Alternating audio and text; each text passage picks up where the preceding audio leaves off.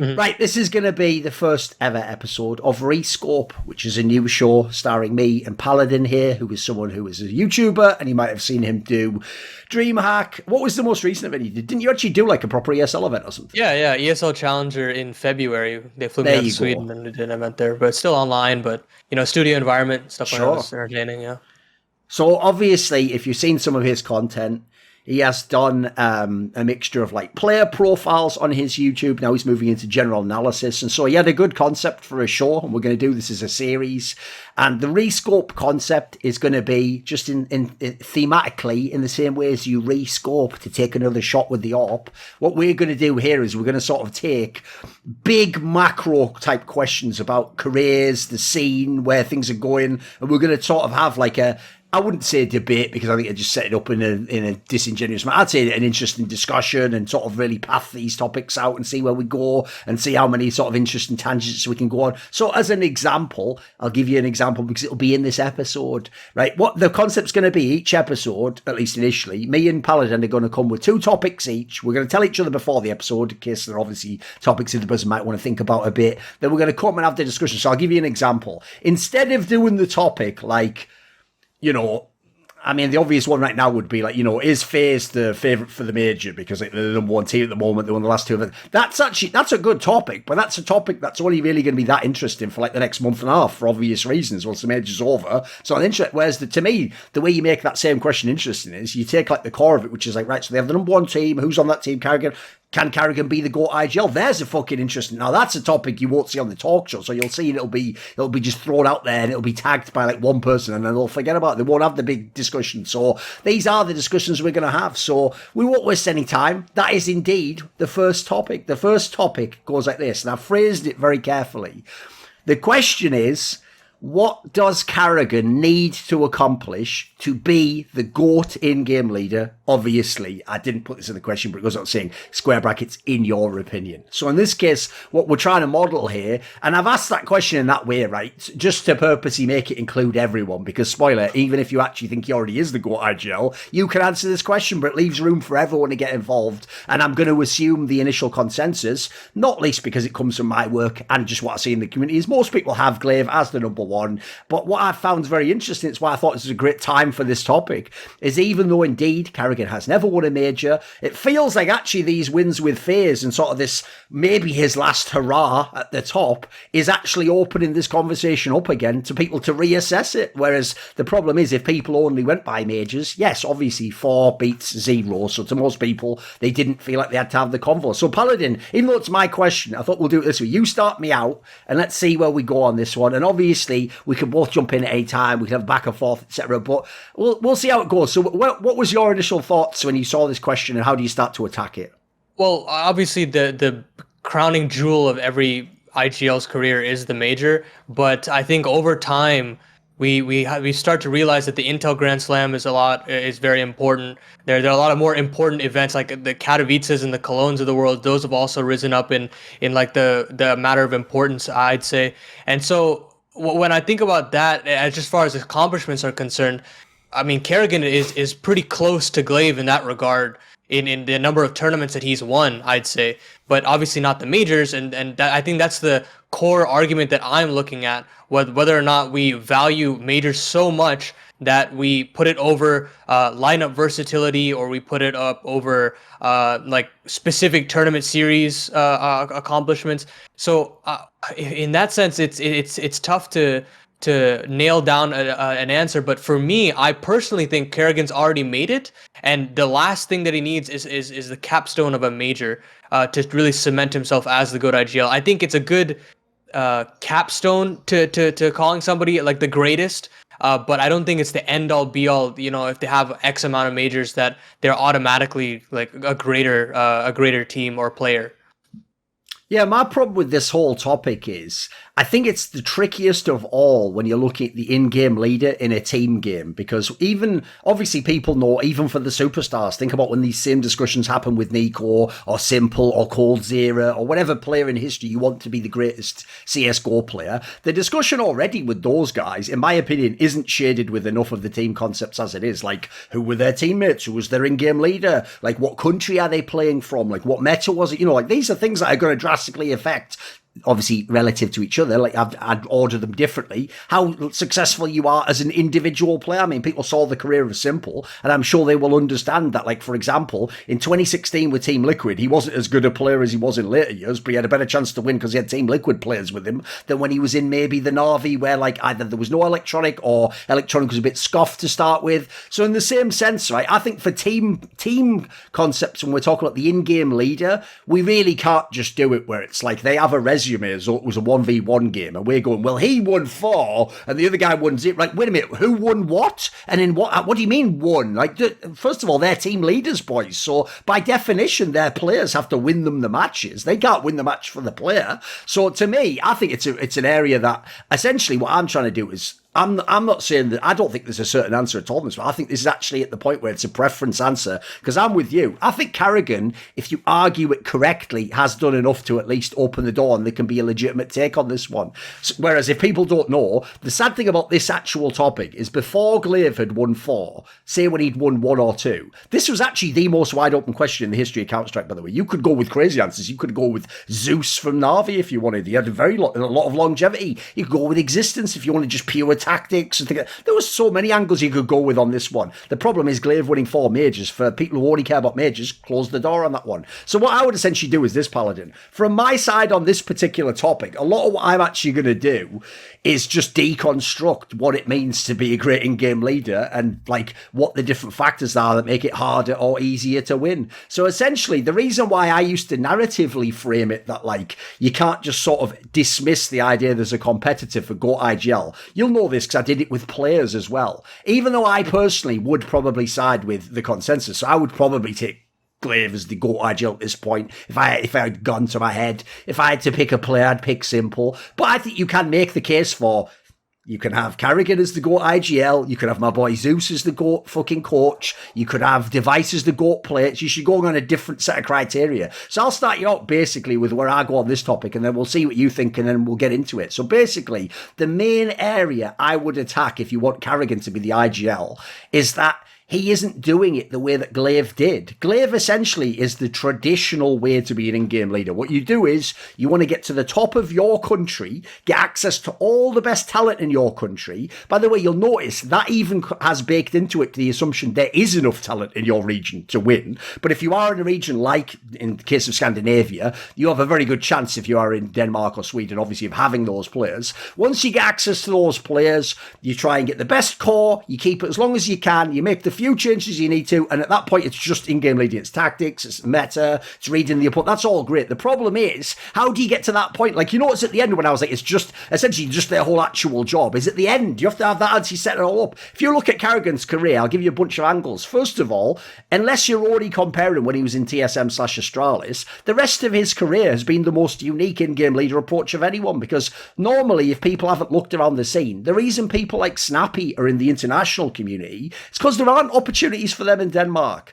Karrigan is the only one I'm aware of who turns down domestic opportunities and says, for whatever reason, I want to do this international thing. Essentially, I'm not trying to be Glaive and win 4 majors with the Danish team. I'm Danish as well. I'm trying to be the guy who wins 1 or 2 majors with a purely international team, which, spoiler, no one's done.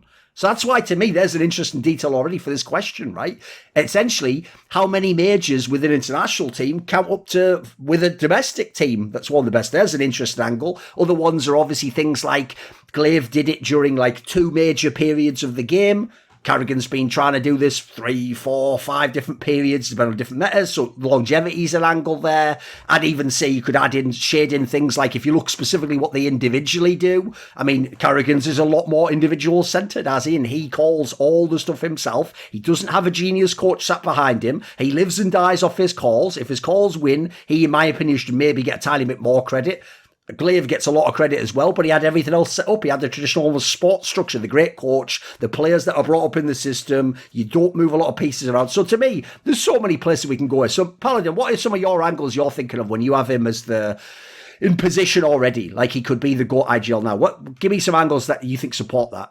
So Glaive definitely has a lot going for him in the sense that he built a really sound system, and a system that's followed by, you know, Counter-Strike in general now. Like everybody wants to do the whole Astralis system now. But On the other side of things, I think Karrigan has many more intangibles that I'd say make him more of like an individualistic person. Like I think of Glaive making a system, and I think Karrigan making 5 individuals that become a team, and he can go around to any little pocket of the world and create whatever team that he wants to. Like I think even in with the Glaive's core, Karrigan also, you know, nurtured those players and made them very capable of going to big tournaments. And although they couldn't eclipse that semifinal curse, and that was what Glaive unlocked, he did definitely get them to that point, and I think that's already impressive in and of itself. And then moving forward, you know, going to Mouse Sports, playing with a player that, you know, had a lot of cheating allegations,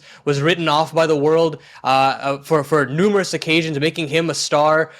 Playing with and just in general, the whole Mouse Sports project, I think we can talk about in depth, but every player on that team had been written out. They're misfits in Europe, and they weren't necessarily touted as, you know, the next up and coming stars. It seemed like there was a situation where they might hover around like 20th best in the world, top 10 as their peak, and then they had that crazy tournament run, obviously, and then again all the iterations of FaZe managing to play with some of the biggest egos in Counter-Strike with the super team earlier on, and then going on to play with the FaZe iteration now, where all of the players are, you know, players that he's essentially molded for so long, and now could be the magnum opus in his career to finally get that elusive major. So personally, I think that all of the intangibles of him going and taking misfits or experienced players or players that are brand new to the scene, like all 3 of these different categories of players are something that some IGLs really struggle with. I mean, obviously you could look at Glaive right now, having to play with a completely different set of people, having to play with Farley and having to play with BlameF and Config. These players are brand new to the scene. I mean, relatively, obviously, to the former core, and they have so much to learn. They're still having to create a brand new system, and I think that coach synergy that Glaive desperately desires isn't there anymore. And you can very clearly see that he can't create a system that quickly and that you know, well-rounded compared to Karrigan. I think Karrigan has done such a good job of, you know, everywhere, every organization he goes, he puts the same amount of like, you know, passion and effort that he creates like the system that can work internationally every single time. Like, I think there's still so much room for Glaive to improve in that regard. He hasn't eclipsed Karrigan in those accomplishments in that versatility aspect of it. So I think versatility wise, Karrigan eclipses all of Glaive's accomplishments tenfold. Yeah, there's another point I want to make as well, which is this. These people aren't working with the same talents, guys. I know it's weird because in this particular case, you've got a rare example of where it's the closest ever because one guy did get the core of the other guy's team. But even then, I would say this. First of all, when Karrigan had that exact same core, if we're talking about the KGB one, that's slightly different to me because he was a very good player. We're talking about when they had Kirby, right? All Glaive got out of that was one major, by the way, and narrowly. That was one of the closest major finals ever. It was the Magisk lineup that won everything with Glaive. Like, that, there was no Magisk involved in the Karrigan era. So first of all, to me, I even think the core angle's a bit whack because it's essentially like the logic goes, like imagine I'm like your fucking driving instructor, and then when you leave me, you don't need any teaching anymore because you know how to drive, and then the next, you just take the next passenger and go, oh, he taught you how to drive. It's like, no, I taught you how to drive. Like, the fuck? Like, just because he benefits from it, what the hell? Like, what the hell? No, so to me, I already think that one's scuffed anyway because they would directly influenced each other's teams in some sense. But even more than that, like, what I think you have to judge is this. It's unfair to say, this is what they do in American football all the time, and it drives me crazy. They compare quarterbacks who obviously have completely different teams. And it's like, well, then they're solving a different puzzle, aren't they? Because depending on which pieces I have, it's not the same puzzle at the end that yours is. So we can't really judge, like, directly your puzzle against mine. What we have to ask is, how good a job did they do with their puzzle pieces and what was possible with those pieces? So I'll give you an example. If you want to go through any of the pieces Karrigan had, it looks really bad when you ask this question. Who did better? Because all the haters suddenly fall apart, mate. So I'll give you an example. Even when they say who did better with like his TSM and right, first of all, he took that team to a level they'd never been at themselves. When they had Fetish before, they were a worse team. So you already took them to a high level there. Then you look when he had the FaZe clan lineup, right? Everyone's going to go, oh yeah, FaZe, all the super team. Mate, he didn't need the super team to get to top 2 in the world. He did that with fucking like all those people like Alu in the team, mate. That was the lineup before Nico. That was when he had Nico, but no Guardian, no Olaf. That team was already top 3 in the world. Now, you go and look at that team even today, mate, or even at the time. That team on paper had no business being top 2 in the world. Like, that would be a team that with a normal IGL would be like 5th. You know, they'd be a good team, but they wouldn't be like world beaters. Then when he did add in Nico and Olafmeister, Guardian and Olafmeister, rather. Are we going to pretend like people make super teams and they all just work straight out the gate? It's the opposite. Everyone else who has super teams, they fall flat. They piss the fucking bed immediately. And in fact, not only that core was way worse without him, but no one's ever had a core like that and even gotten as close as he did. He was 1 round from winning the major. That's the thing I can't handle, dude. Is Glaive can win the major by 2 rounds and he's a god. Karrigan loses the major by 1 round and he's a moron. It's like, are you aware the players win these games? Like, it's one thing if you saw, like, if he'd done the worst call ever, which, by the way, that call when they rush into Stewie on Inferno isn't even the worst call ever. Like, Stewie has to pull off an epic fucking round that most people would shit their bed. They'd be nervous in that moment. You'd miss 1 shot and the game's over. Like, I think people are, they take, essentially what they do is they take the margins, which can totally be debated and there's all this nuance shaded in, and they make them like these firm conclusions that decide like a hero and a moron and a fucking choker and a legend. And it's like, mate, the margins are so much closer than that. So to me, what I say is I look at the talent he had, and to me, the mouse one that you got to there, that is the fucking pièce de resistance. Yeah. Because I don't care what any fan says right now. I've watched a lot of Counter-Strike. I've seen all these players play. The lineup Glaive has right now is better than the lineup Karrigan started with in Mouse Sports. Now, anyone who debates that, right, is not doing it in a manner that I think is actually honest. Because, like, for example, they're pretending like it was obvious Woxic would be like a top AWPer in the world. Like, Rops, oh, he'd clearly become like the next great. Right? No, these things all happened under Karrigan. That was when he was there, guys. The joke is, at the end of the Mouse experience, people take the players at the end and say that's who he got at the beginning. So essentially, he never actually gets any credit for fucking working with these people. And by the way, the Rops one is actually a detail that's very much missed, because what he did with Rops is what he has done, as far as I can tell, with every superstar player he's ever had. He always makes one tweak in their game that just makes them like 10% better, mate, for real. Like Device, if people don't know, Device, when I tell that story I've told many times, I'll hook it in now. I've told that story about how I used to go to Device and he actually would tell me, stop saying I'm the star player of this team. You're putting too much pressure on me. Like, I'm not. We're a team where it's like, essentially he wanted his team to be back then like Heroic is now. Like, we're all just like a bunch of good players.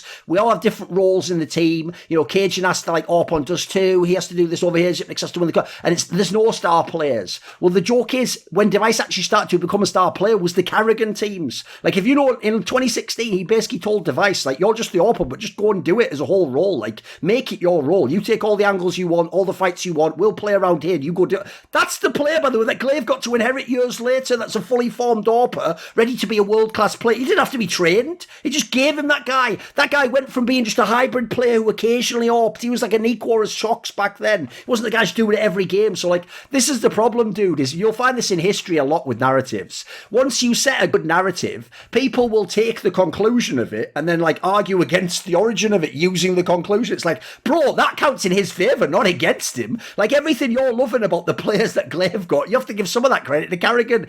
It's like the Daps and fucking Stanislaw thing, isn't it? He got the cap of the bottle almost straight off and then the other guy popped it. Now, you don't, listen, you still get a lot of credit for popping it and doing it. Yeah, of course, you get incredible credit. But what we're pointing out here is, essentially, my argument is this. Karrigan is the most unique in-game leader in CSGO history. That would be my main argument for him to potentially be the best. Because what I'm saying is the things he's the best at, no one else even attempted. No one's even trying to do the shit he's doing. It's true.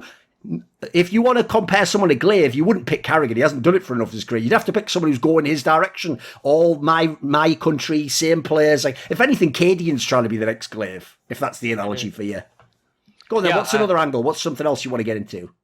I think we can talk about like the micro aspect of it as well. Like, actually in game, Karrigan has some of the toughest roles I think I've ever seen an IGL put upon himself, time in and time out. And through all of the troughs of all of his teams, everybody always dogs Karrigan for like shit stats. And it's like, do you understand what he's doing? He always goes out first. He takes like wild duels, by the way. It's never in his favor. And he's well aware of that. I'm positive he's done the demo watching, that he knows that he's taking very difficult angles and he's going to die, but then you go look at the statistics of just like the actually before FaZe started succeeding, when Twists and Rops had Twists and who am I thinking of? Brokey, correct. Yeah, Twist and Brokey had crazy numbers. Everyone's like, oh, well, Karrigan's clearly the problem because Twist and Brokey are doing all of their job. Well, Karrigan's literally baiting for them. He's literally going out, getting all of that info and setting Twist and Brokey up. Now, the percentage of opening duels are clearly rising in Karrigan's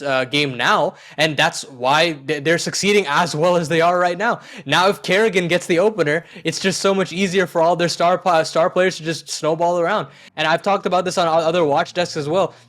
All of his teams live and die by his success. And the fact that he still succeeds with all of those roles being against him, it's just insane that you discount Karrigan's individualistic potential compared to Glaive, I'd say.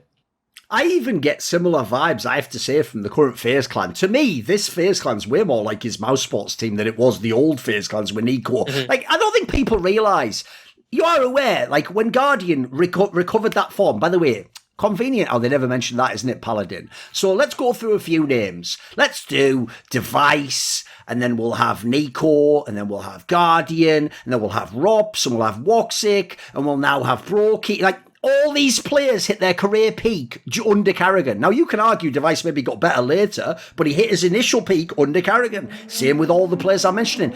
The Guardian's the only one that's even debatable, because maybe in Navi, the old version with Zeus, maybe he was better then, but I tell you what, he's still fucking mega when he came back to FaZe Clan. And if people don't remember, he was in a slump before he came to FaZe. The whole reason Navi, for real, just let him go to FaZe Clan is because at the time, Guardian and Simple couldn't coexist, and Simple was just way better than Guardian. So the premise was, you're just taking the op from Simple if you keep the guy. Essentially, people were ready already to sort of ship Guardian off to the retirement home. He wasn't supposed to come to FaZe like he did and be like another MVP type player who's just popping off. So again, like, this guy's just a fucking master at working with these superstar players. But like I say, if you're a hater, you take the fact that the superstar player gets really good and you go, well, it was easy, your job. It's like, he's the reason why, you fucking idiots. Look at their career. So yeah, to me, it's wild. And then also, you just look over his career, right? Yes, he's had some...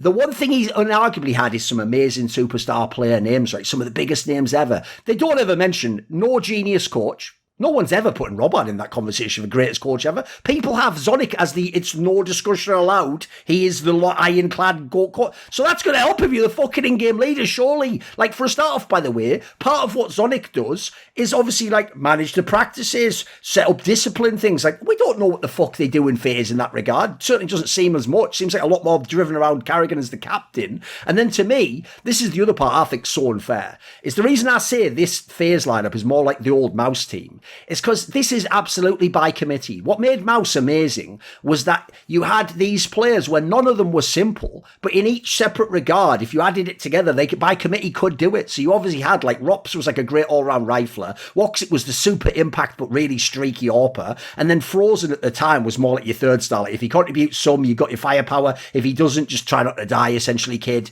In this team now, they've got a better version, obviously, with like the Rops, Brokey and Twists trio, but like that isn't comparable to back when he had fucking prime Nico, almost prime Guardian, and then like, say, Rain just having like a fucking renaissance year where he's just popping off. Like, that's insane firepower. To me, I actually think people are being mad unfair to this particular FaZe clan, because I've seen people do that with it. Like, he's got 3 top 20.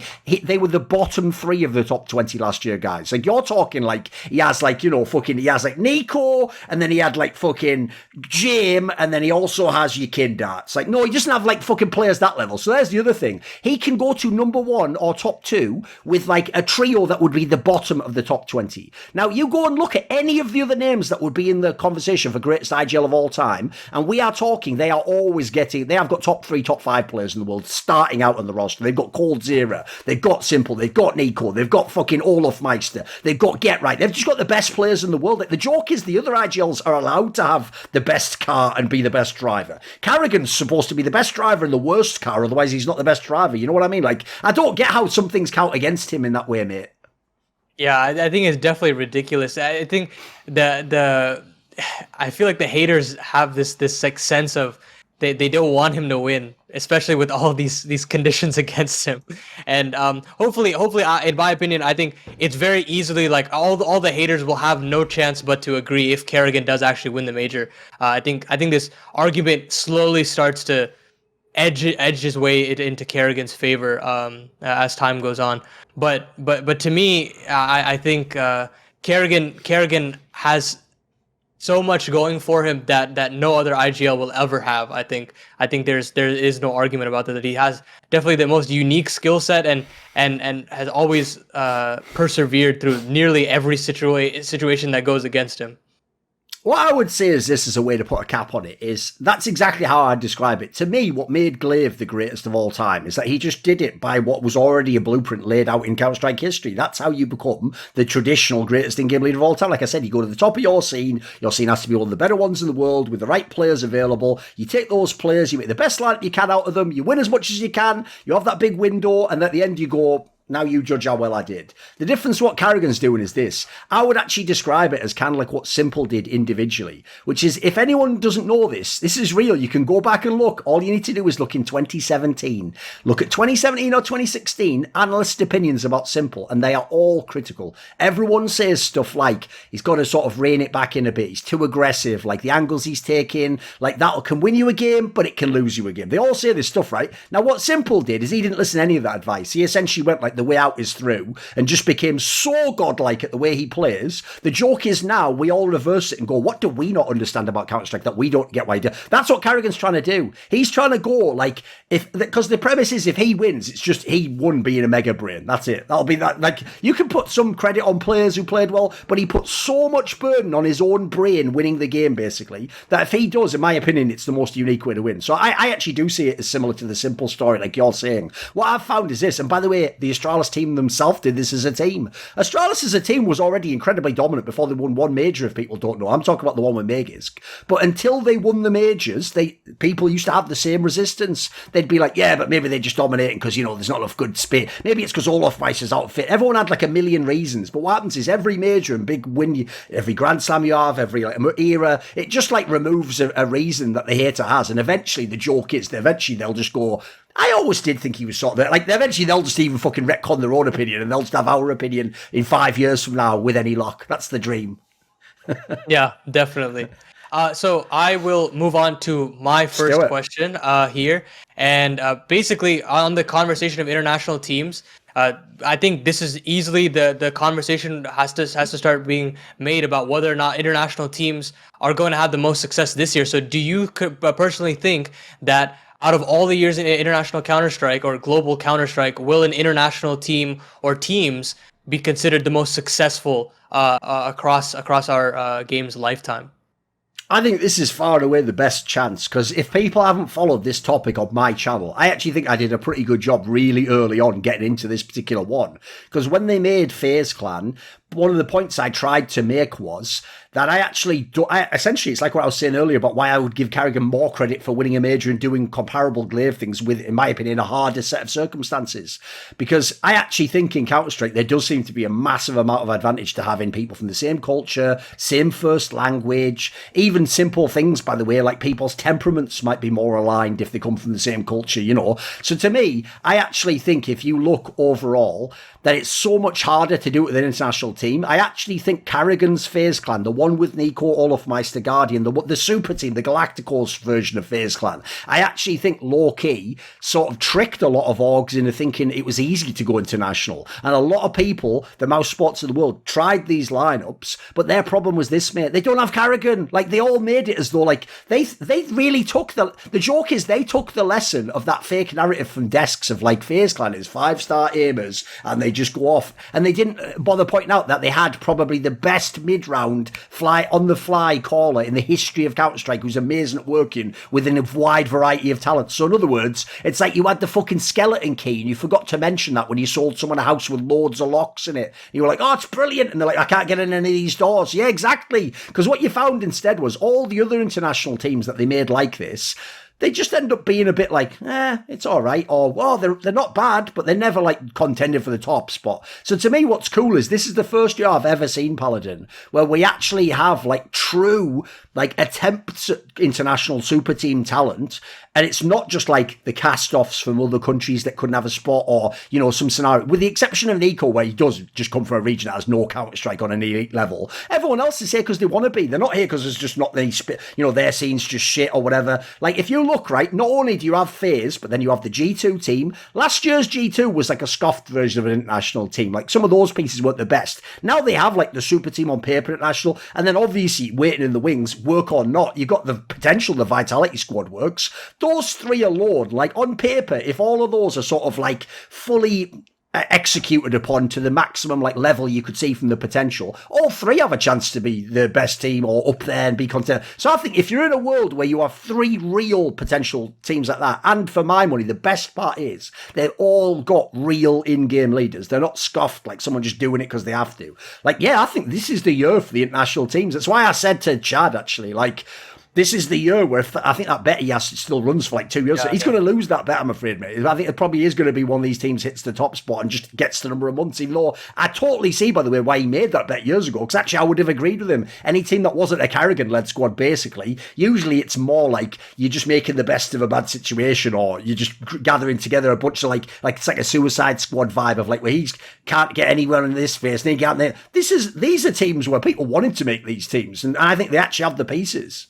And it doesn't help that it's probably going to get worse because the talent underneath those three titans are already brewing. You obviously have the ENCE roster who are all learning to play under an English-speaking roster. You have OG with all of their stacked lineup. I mean, obviously, the terms of success isn't as near the big three that we're talking about, but they have the potential to, you know, one day if they get too big for their britches, they can always get moved up and they can slot into those to those big rosters. You have MAUs as well who have their own academy system going on. The academy system, I haven't even talked about that because that is also promoting international Counter-Strike to be played at a higher level. And I think the thing that I'm thinking about is a little bit more beyond this year, because I think easily this year will probably be the most successful for international teams. But beyond that, does it become the norm? Does it become the mainstay? Especially with the CIS situation happening right now. We don't know how long that's going to go on because,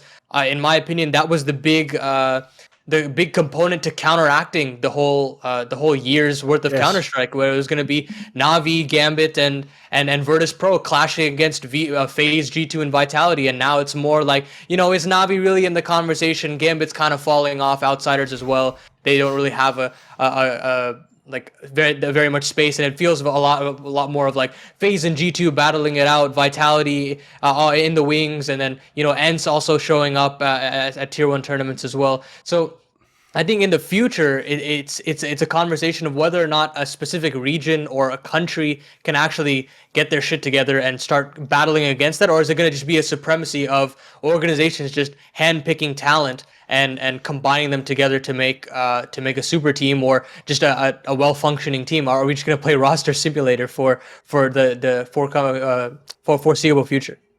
Yeah, that's actually the interesting part for me, because I have to say, one reason why there was always a danger this could happen if we ever got to this space is exactly because all these orgs, if you go and look, with rare exceptions, are in a MOBA game. And if you know anything about League of Legends or Dota, the default way to make teams is you mix the international rosters, because those are just games where, like, the kinds of comms you're making are very simple things, like gank my lane, or like you're just calling out a name in a team fight. Like, you can do that with a guy from Latvia and then a guy from France and a guy from Germany, a guy from fucking America. That could work in that team. The problem in Counter-Strike is, it's like that line that Yanko said in the Great Reflections interview when he was talking about Nico and FaZe Clan. It's like the right call becomes the wrong call 1 second later in Counter-Strike, and that is the biggest problem for me as a game. So it's also another reason, by the way, to tie into the aforementioned thing, I find it even more incredible what Karrigan's trying to do. He's trying to be the best fucking mid-round caller in a second language with people who aren't from his country and culture. Like, that's some fucking, like, Blade, you are trying to ice skate uphill, motherfucker type level shit. So if you can do it, God bless. But I think it's going to be really hard. So on the one hand,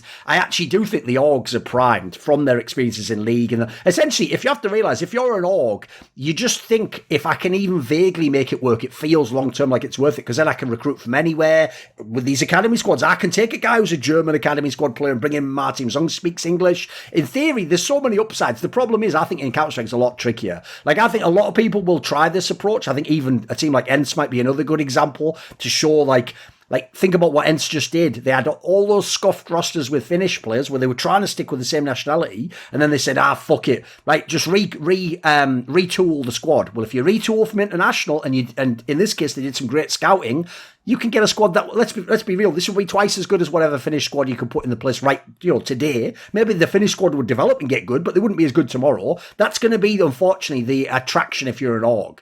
Is if I'm an org, why do I look for the next Finnish player if I'm a Finnish team? What if we just get this Israeli guy that already looks like he's got potential now? I can get him tomorrow. So I have to say, if you look at World Counter-Strike, I think in general the trend is moving and will probably continue to move away from the national teams. Like, realistically, bear in mind, we lost Sweden. I know everyone's just cool with that because they don't care. Because that's how you know Astralis was the last dominant team. No one gives a fuck that we lost Sweden as a fucking country. Like, I know NIP's holding on. They've got 2 Danish players. Like, what is this? So essentially, by the way, NIP's like one bad run from deciding themselves to break being Swedish and speak English. So you've almost lost Sweden, right? So realistically, these are the only regions you've got. You've got Denmark because they've still got, thanks to Heroic, a strong team. We don't know about Astralis yet. That remains to be seen. You've got the CIS, like you're saying, where they sort of get to cheat a little bit because they have an enormous shared region with the same language, but it is still their like mother language or whatever in most cases. So they can sort of get away with that one. And then you have NA. Well, they just have their own issues that have nothing to do with language, unfortunately, in this case. It's just like motivation, Valorant, other shit. And then the last one's Brazil. That's it. You can always have the best Brazilian team. But once you get outside of those 4 region/nationalities, I think all the rest are just going to be international, like they are at the moment, actually. Like, you look right now, there is no French scene, there is no Swedish scene. Like, these scenes have died out. And so, unless people, in my opinion, put massive amounts of effort into structuring like academy systems and leagues and things in those spaces, I expect those teams will keep doing the short-term move of just going, get me the best player today, even if he's not from Sweden in this case. So, I would actually expect this will continue. Now, the one thing I will say is this: it also won't matter in 2 years if every team goes international. This is also the other reason, in my opinion, why in MOBA they actually do this, is because they also don't know what benefits there are to a single nation since it doesn't exist. There almost are no teams that are like that. Or the team is like, they're all from China, so that masks the fact that, like, it's also because they're from China and they're the best players. You know, there's this sort of side. So I actually expect in the future this trend will continue. And eventually, if everyone does it, by default, the best teams have to be international, right? Yeah, and I think we also need those prime nations to get one of those like mixed teams or like those talented teams to like kind of rise to the ranks. The one that when you talk about the French scene, I'm thinking about Double Pony, now Heat. Like, if they are able to, you know, somehow break into the top 10, that gives a lot of motivation to other organizations to maybe put a little bit more effort into that, and then, you know, bring up that nation scene. But yeah, I think the French scene is one that I'm particularly thinking about, because beyond Heat right now, I don't see any team even remotely near that level of success, and even that's very temporary. Like, you think maybe LDLC, but those all have players that are on their last couple matches in their careers, and then after that I can't really think of anything to beyond that. In Sweden, you don't even have a second best that I can really think of. There's the remnants of Fnatic as well. So it's just I think you need a top 10 team from that country for there at least to be like motivation for an organization to put in the money and time to bring that scene back up. So it's like it doesn't help that, you know, the motivation is also at an all-time low from both the organization and the players, and it just seems like we're heading to a reality where FPL is like the main source of selecting players. But yeah, that pretty much sums up my question. Sure.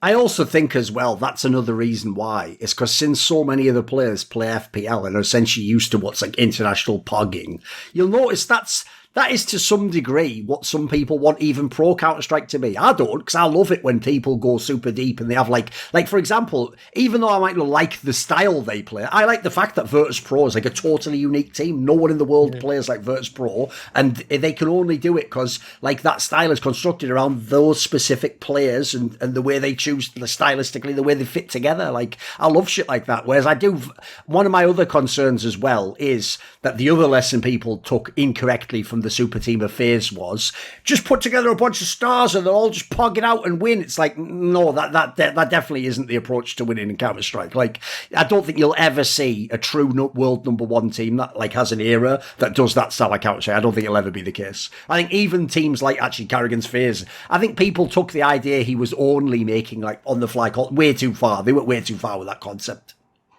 He had loads of base tactics and setups and study demos and all that jazz, yeah.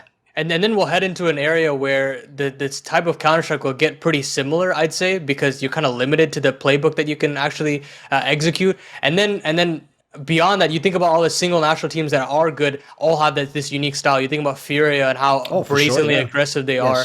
And that unique style will never come from an international team. I don't think, personally, unless you can handpick, 4 hyper-aggressive players from across Europe. I don't think that's possible. Yes. I mean, I think about, you think about Gambit as well, in a similar category as Outsiders or Virtus Pro, where they're like super super slow pace and very constrictive Counter-Strike, and then they pounce with their super passive gameplay after they get one opening kill somewhere around the map. And so I don't think you'll ever get something like that if you do move to something a little bit more international based. But I think, by the way, I think you're on something there. Think about it. All the teams that have the most defined playing style, they're all the single nation teams. Heroic, Virtus Pro, Gambit. You go down the list. They're Furia. They've all just got the most extreme style. Whereas you look at the teams like the international squads, it's more within the same vein. Yeah, exactly, and they all. If you look at the international squad, they're so much looser. I think Karrigan has definitely blazed that trail where you want to play a little bit more looser Counter-Strike. But the difference between Karrigan and other IGLs is that he has much more of a deeper playbook, and he's gotten much more tactical with his teams. And I think he's definitely an outlier of the situation. But you look to teams like ENCE and teams like OG and Mouse, their playbooks are very shallow. They don't necessarily jump off the. They're definitely not looking at the IGL and saying like, "Wow, this guy's some revolutionary player," and it just changed the game. Like Dexter, Nexa, and I don't know. Obviously, I think Alex is a bit of an outlier as well. But if you think about just those two IGLs in general, you're not necessarily saying like, they're one of the best IGLs in Counter-Strike right now. Like, they just do a very okay job in handling things, and they make sure that their firepower takes care of them, takes care of the match rather than, something a little bit more tactically brilliant. They're not really looking for any set plans or per se. Sure. Okay, we actually wrapped that one pretty quickly. Right. Third question. There's going to be 4 in the episode, remember, guys. So that was actually one of the short ones, just in terms of how we resolved it. This one's a pretty interesting one. Now, I will say there's a caveat to this one, which is this is a question that technically isn't over. It's just, I think in answering the question, you'll realise, like, something incredible is going to have to happen for this not to be over. So the question is obviously, did NAVI have an era? Now, I've phrased that as though it's over. We're deciding today, definitively. There is no possibility to change. Right, I will say, I do think in a world where they get all the players can somehow go to the major, and let's imagine they won in super dominant fashion like they did the last major, you can maybe then open this discussion again and say, well, is it all right to have 2 tournaments where you didn't play that well, and sure, there was the whole circumstance outside of the game, we're giving you a bit of leave. You can maybe reignite that debate, but the problem is, because that would involve a team that right now doesn't look like it's going to win the major, winning the major in epic fashion. I'll wait till that bloody happens before I get too deep down that rabbit hole. So basically, based on what they have done so far, and remember, when I do eras, it's the 5 players. So we're talking about the lineup with Bit. We're not going way back to the Kavitze 2020 or whatever. We're talking basically about the 2021 NAVI with Bit, and we're talking about online, we're talking about the major and the LAN period, and then essentially this year, obviously, they haven't done much. So we're talking basically about 2021 NAVI. And the question is, did they have an era? So you start me out with your thoughts on this one, Paladin. Did they have an era?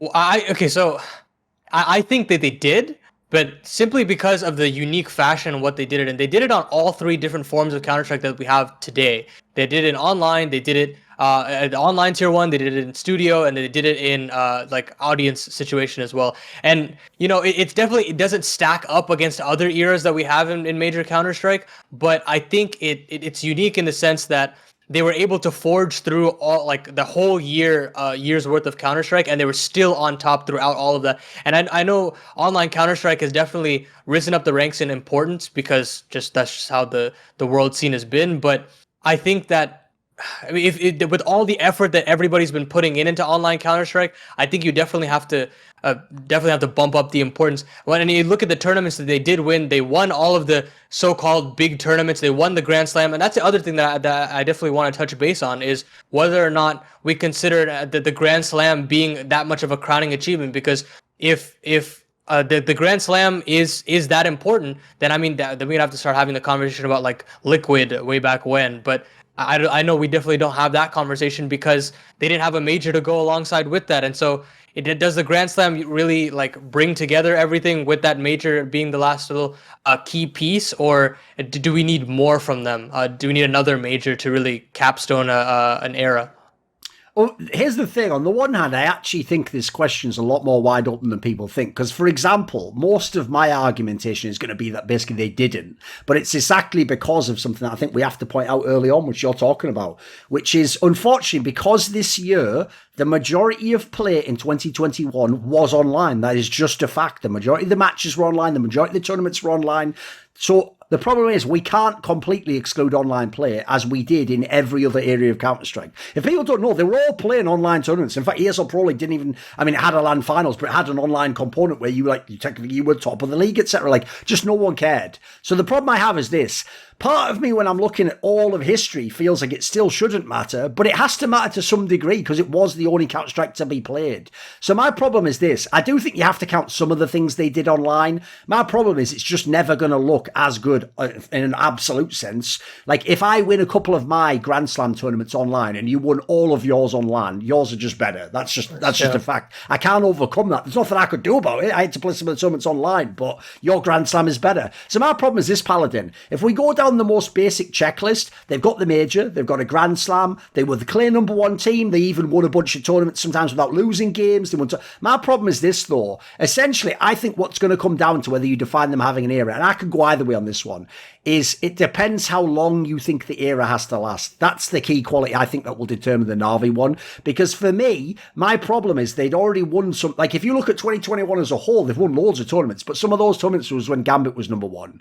And so another issue I have is if you look at most other eras, even if I win the tournament early on and I'm not like the world number one in the rankings, it's like usually if it's my era, you can see like I am actually like the real best team though. I just haven't had enough tournaments to show it yet. The problem they had was when they were winning tournaments early, they were having some epic one-off performances, but Gambit was the better team. So for me, like they can't really get to claim like what would have been Gambit's online era as like their era as well. It can only be an era for one team. That's why it's an era. So for me, Gambit sort of like scoop a bunch of their online shit. They get sort of like after the summer period when the lands are first starting to come. And the problem then is it's not that many lands. We're talking like 4 or 5 lands, aren't we, boys? It's not that many overall tournaments. So I don't mind if you want to say like the era in the sense that for those few months, they were inarguably far and away the best. They obviously won the major without dropping a map.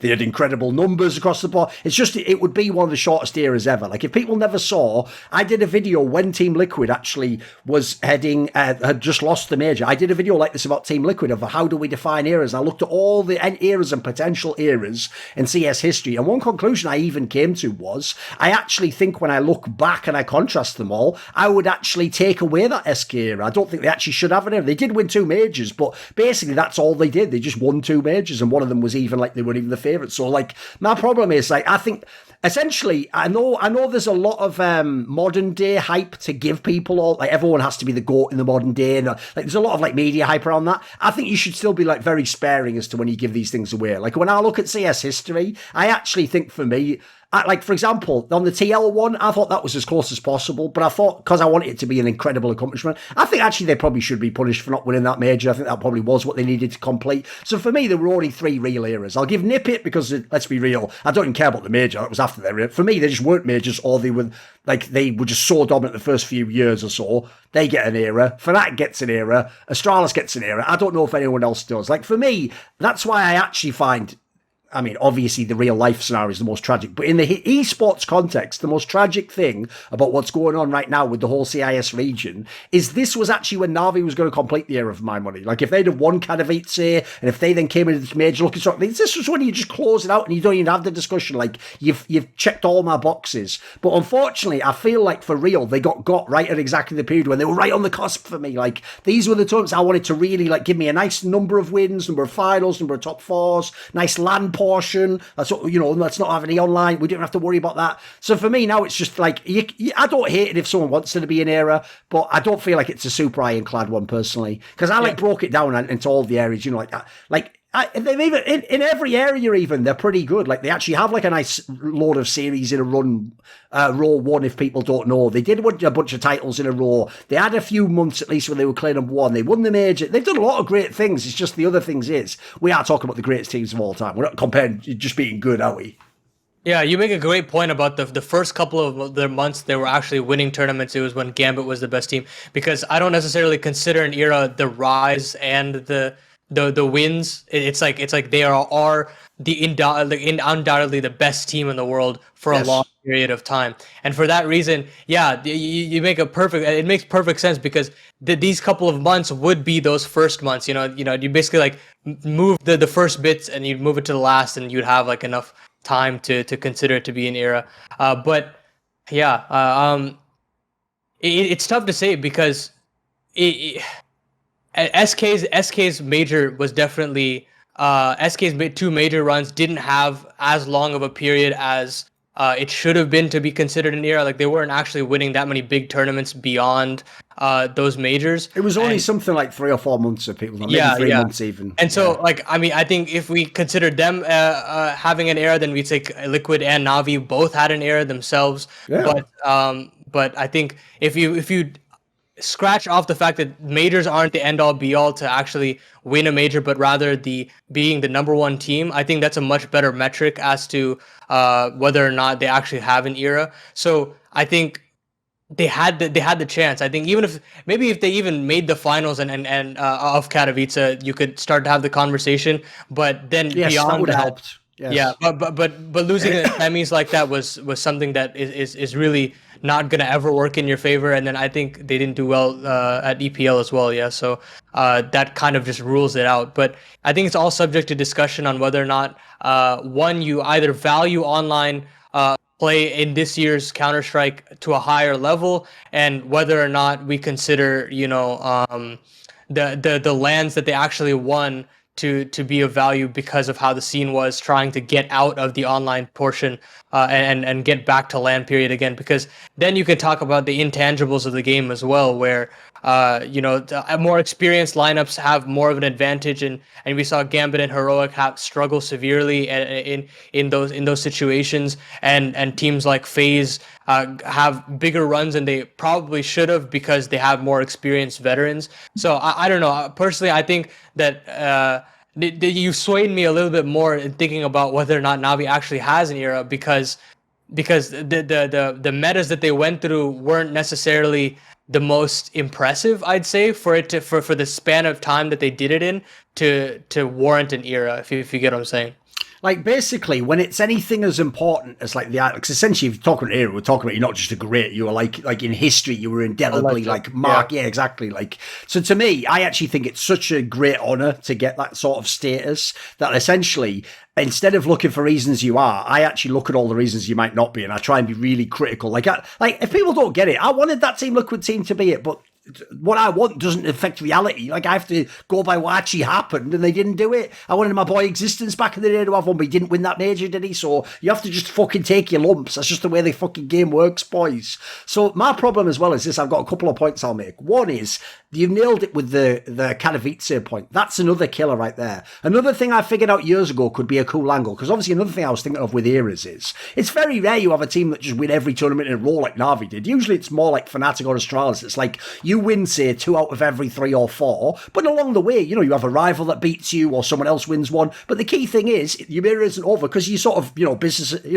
business is back as, you know, what's that, like normal business operations are being resumed, or whatever fucking quote is that you'd say in like corporates. And it's like that, you know, you just come right back, you start winning. Well, one of the things I thought of that's a cool way you can characterize that is, let's say you don't win a tournament, but best example would be like think about when Karrigan's Mousespots beat Astralis in late 2019, right? Astralis was the number 1 team, and if you ask someone like, why was it epic that Mouse won EPL? They don't go because it made Mouse like top 10. What they say is, dude, they beat the Astralis team in the semi-final. Like, the joke is, even when you don't win, you're still the main storyline of that tournament. It's the fact that someone beat you in this case in the semis and in close fashion. What that means is you really are the best team. They just got like a nice day, they had a nice match, and they got past you. So essentially, it is your era, like that defines it. I know I don't count that as the Astralis era. You get the premise, so it's just a model I'm using here. So similarly, I actually thought what fucked them there is that they lost to the G2 team, but then didn't win the fight. If they'd, like they did at EPL, played FaZe straight up, but lost to FaZe, and then FaZe won the tournament as they did, now your angle, if you're NAVI, is like, right, look, we had a small period, even then with extenuated periods, and the only team that was beating us in the big matches was FaZe, and they were the champions. So as long as we come back after, win the major, Bob's your uncle, took care of FaZe. That wasn't a big deal. That's a cool angle. The problem they have is they lost to G2, now they lost to FaZe. No one knows. For all we know, in this bloody RMR, they could just trip over 5 different times. Like, that's the part of the issue for me. It's like, I also think another thing that ended up screwing them over, but we couldn't have known that because no one could know this radical outside of the game change that would affect their performance, was they skipped IEM Winter last year, which is why Vitality got to win it, if you remember. If you didn't know what you know now, you'd go, bloody hell, get every win you can in that window. Even one more title is a big deal, you know, like every LAN you could stack there was the shit. So the problem they have is they're not only like pissed away these last few, but I have to also say this as well. Like, if they even get the 5 players to the major, I don't know if I've ever seen teams like go, like, they're not bad. Like, obviously, clearly Nari is still good, but like, I don't know if I've ever seen teams sort of come off the boil like this and then come back and win the major after. Like, that's why I say I can't just say, but if they do, it's like the if is enormous on this one, guys. Like, they've got to actually do that before I can have a fun hypothetical, but it doesn't feel likely at the moment, as mad as that sounds. Like, I'm no doubt they still would be a top 3, top 4 favourite to win, but for now, it doesn't feel like it's going to happen. I have to say, I have like a sour feeling like it's going to kind of kill this storyline.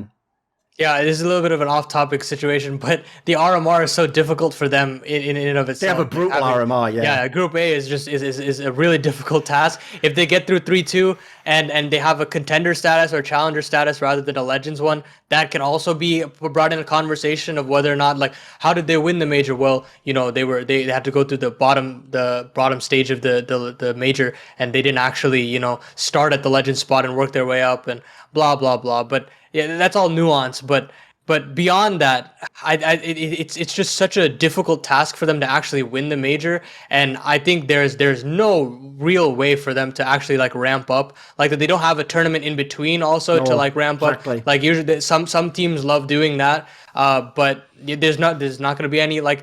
Also, it's just, there won't be any like online play as well. It's just literally just straight into the major, especially once they qualify. So I think it is going to be, if they do it, it is going to be one of the most impressive stories I think that we've had in Counter-Strike, just especially with all the intangibles going around them right now. But if they are able to do it, hats off to them, because it's just so difficult.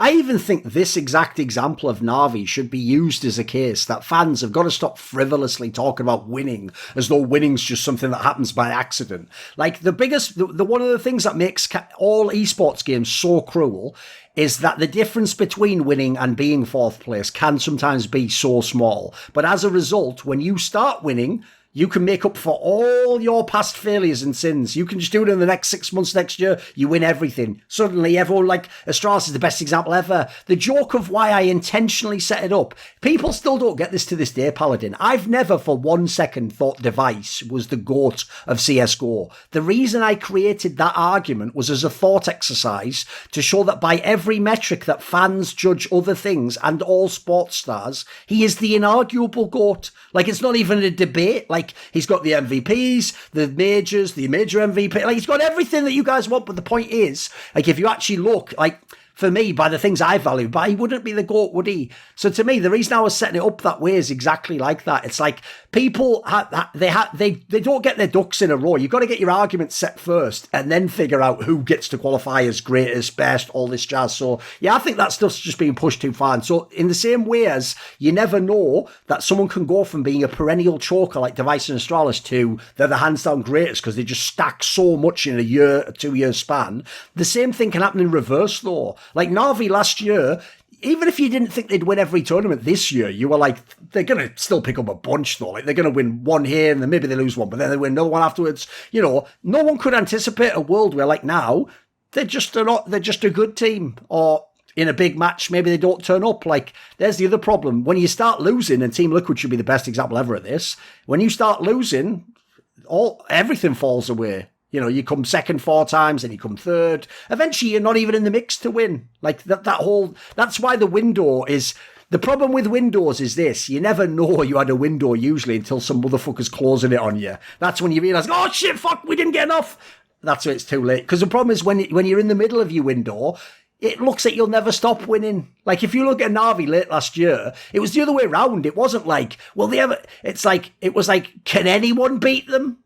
Can anyone? Like, we were like, maybe heroic if they got the right, like, fucking hell. We were having to, like, torture ourselves to come up with, like, a possible way someone could win against them. Now the premise is, can they ever win again? That's how crazy esports is, fans. But it is. That's the world we live in. It's not sports. We're not in a game where you have a dynasty for 10 years. If you can have a dynasty for 1 year, mate, like this question, you are a legend. You are one of the greatest to ever play the game. So I think it's a really tough one. But the saddest thing of all, as well, is this.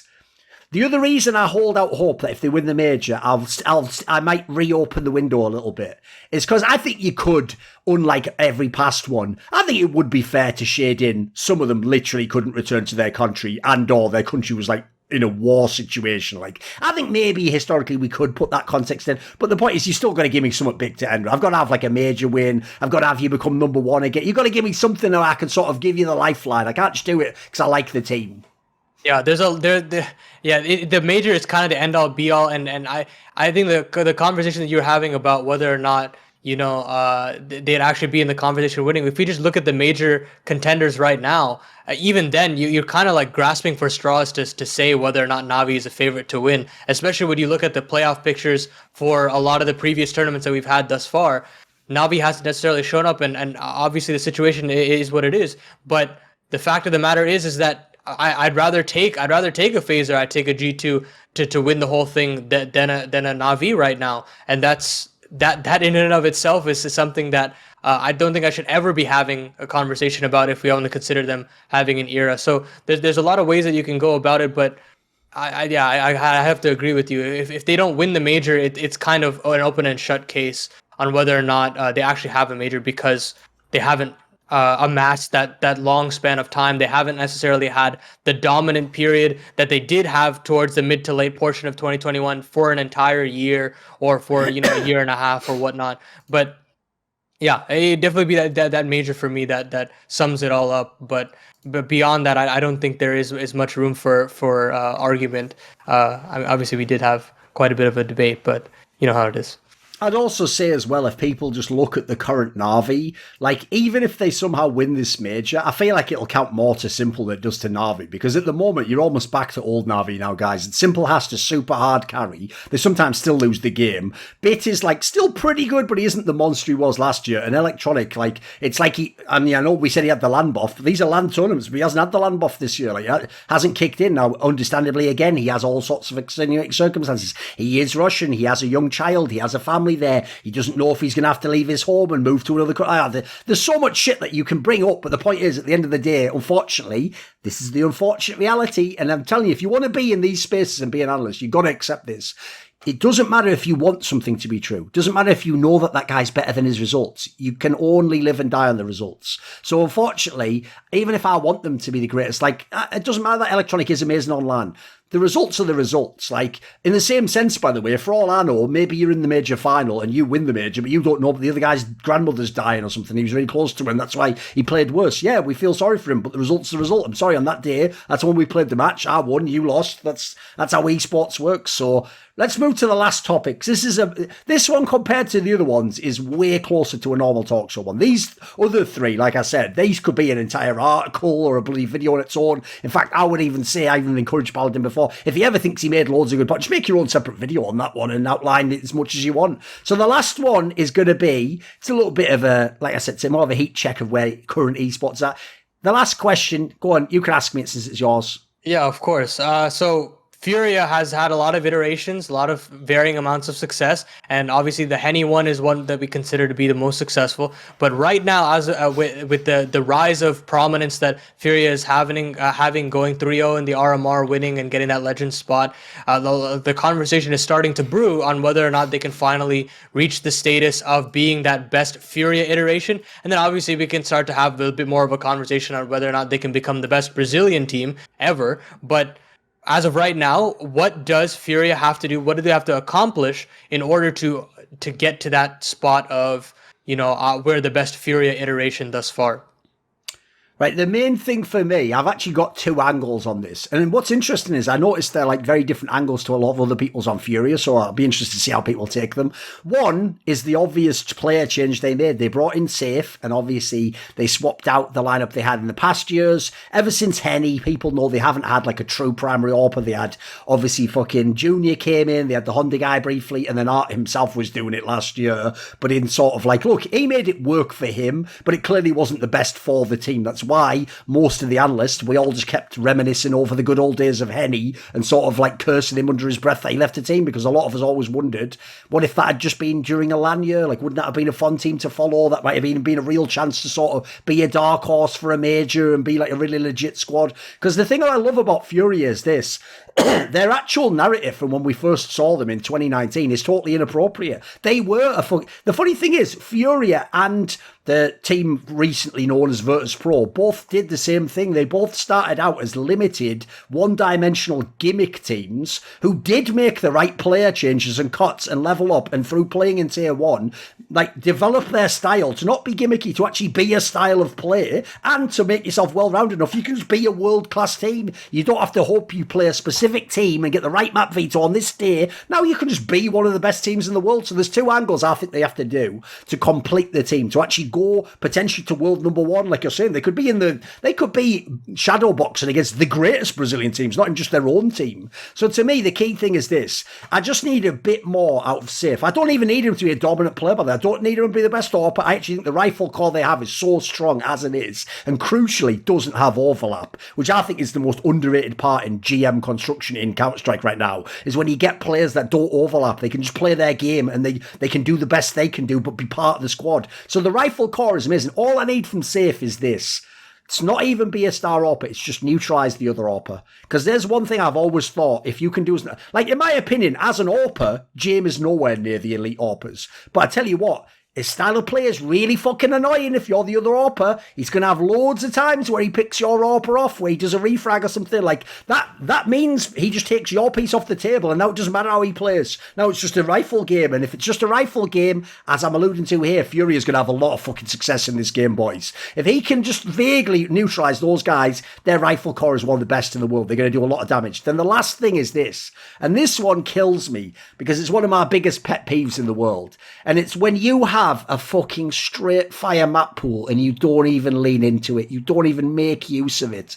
Because here's the other thing. My boy Karrigan would fucking dominate if he had this map pool. So if people don't know, you can go look this up. If you want to know the 3 maps that Furia has the best win rate on, it's Vertigo, Ancient, and Overpass. Now, if you hear those 3, you're going to think, that's weird, because when I watch them play, aren't they always playing like fucking Mirage, like Inferno, like they're a lot. The joke is this: they themselves don't seem to have realised they can run the fucking table with this map pool. If they are shrewd with who they veto and how they pick against people, they can always get a minimum interesting, if not advantageous map veto, in my opinion. So if they flex that aspect and the AWPer's a little bit better, I think they've got the team to do it already, mate. I think it's actually a squad with a lot of potential. I think their problem is, a bit like the VP squad, they just didn't have as sexy a big, like, off-season, and so people have forgotten about them in the mixes of the phases, the G2s, the fucking Vitalities of the world. Those just seem like crazier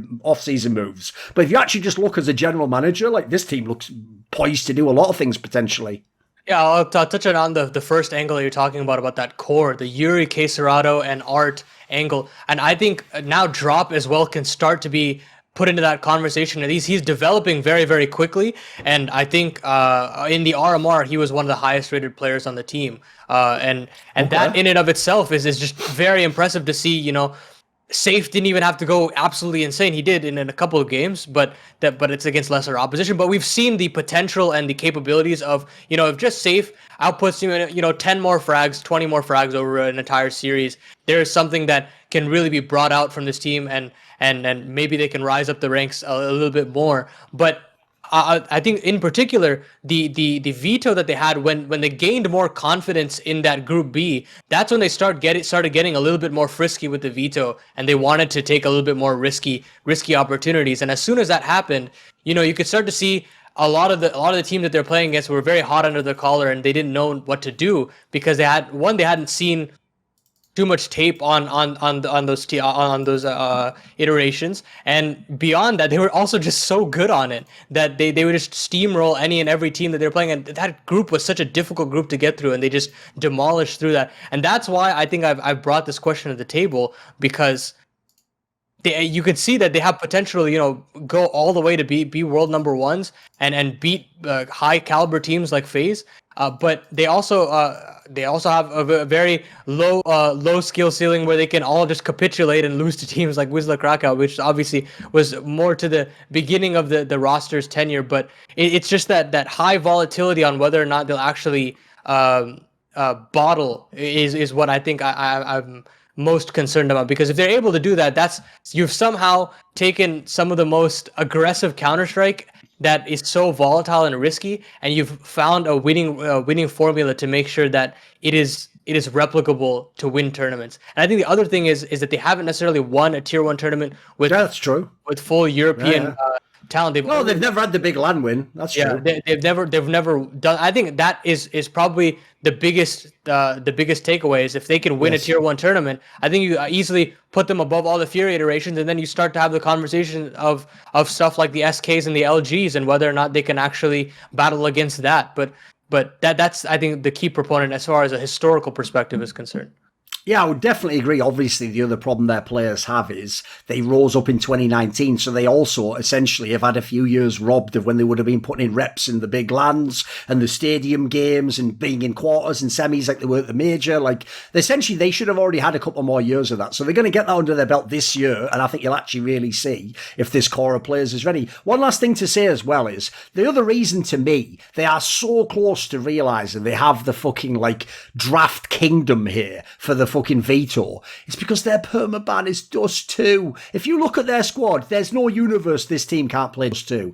Here's the thing I need you to understand. I don't want you to play it against the best teams. You just have to play it enough that when someone else isn't strong on it, you can leave it in the veto something else, and you know either A, they won't pick it, or B, if they do, we'll beat them anyway. When that ticks over in your mind, you are unbeatable in the draft at that point in time. Because it's the other reason why, if people don't know, I'm out on Heroic. Because Heroic already had exactly what I'm describing now. They had the whole map pool and a floating veto, and they still couldn't get through those series. So that tells me that's just on them. That isn't anything like strategically they did wrong. But I actually do think, as I'm implying here, Furia, like, I don't know if they're just not looking at the stats or something, but like creeping up on them, they have a chance to do something really big with this veto if they just shift their mindset a little bit. And that doesn't involve any different players coming in the door. It's just how you approach, how you set up the game against the opponent. Because the problem they have is this: if you're just going to play a Nuke, Inferno, Mirage, every other team in the team plays those games. If they're better than you, they'll win. Difference is, you could just have a few series where you pivot it to an Ancient or an Overpass, and that's just going to throw some of the absolute best teams into a slightly more uncomfortable scenario that might just steal you a semi-final here and there. So I've always been a massive fan. And by the way, it's very rare you have a team that's not a true, like, world contender that has a map pool like this. This nearly always suggests, like, you're ready. So when I look at the talent, they've got it. I look at the map pool, it's right there. Everything feels like it's aligned. Like, I actually think this is the sleeper team of the year, mate. In the same way as, like, by the end, it was sort of VP. This is the sleeper team for 2022. Like look at the prime example I give for the whole map veto situation is look at the best of 5 that FaZe played against ENCE, where ENCE barely played any bit of Vertigo, and FaZe had only played it once way back in Cologne, and they floated it, and ENCE punish picked it, and FaZe knew how to play that map very, very well, I'd say, and they looked very clean on the T side, and just that little bit of a mental edge that you could get over any team is so valuable to, start having the conversation and being a top 5 team. And if they get that confidence to, start flexing the map pool, I think that's one key thing. I don't think they have they don't have the confidence to say, we can become a top 5 team. They're still very much in that, like, this is speculation on my part, but I think that they're still thinking that, we were still the Furia of way back when we were still trying to fight for our place in the scene and trying to climb up the ranks, and now they're in very pole position to, just start flexing the map pool, start rolling over series that they have every reason to win. And if they're able to, flex that map pool, I think there's no reason why they can't, because as you were saying, the pound for pound, all the players on the team look very comfortable. Drop, it was the only real question mark that I was having, and I think he is slowly starting to eclipse Vinny's capabilities. I think he has more of a higher skill ceiling in that regard. And so we're already talking in the player department, them being a better team than the original Furia altogether. So I think there's a perfect culmination on the horizon, and if they stray away from it, it's going to be really disappointing to see. But hopefully they can bottle it all up and prove it to the world that they can perform here at the major.